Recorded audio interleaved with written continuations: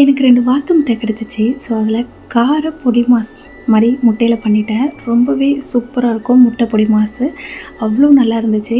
இத சைட் டிஷ்ஷா சாப்பிடும்போது ரொம்ப நல்லா இருந்தது. வெறுசாவும் சாப்பிட்லாம், இல்ல சாதத்து கூட ஃப்ரைட் ரைஸ் மாரி கலந்து கூட சாப்பிட்லாம். குழந்தைங்களுக்கு ரொம்ப பிடிக்கும். இப்போ 2 வாத்து முட்டை நான் எடுத்திருக்கேன். அது கூடவே பச்சை மிளகாய், வெங்காயம் எல்லாம் சேர்த்துக்கிறேன். உப்பு சேர்த்துக்கோங்க, மஞ்சத்தூள், மிளகுத்தூள் இது எல்லாத்தையுமே நல்லா கலக்கி விட்டுக்கோங்க. ஈவனா எல்லாத்தையுமே கலக்கி விட்டுட்டு, தனியா ஒரு பேன்ல கொஞ்சம் எண்ணெய் சேர்த்து பூண்டு சேர்த்துக்கோங்க.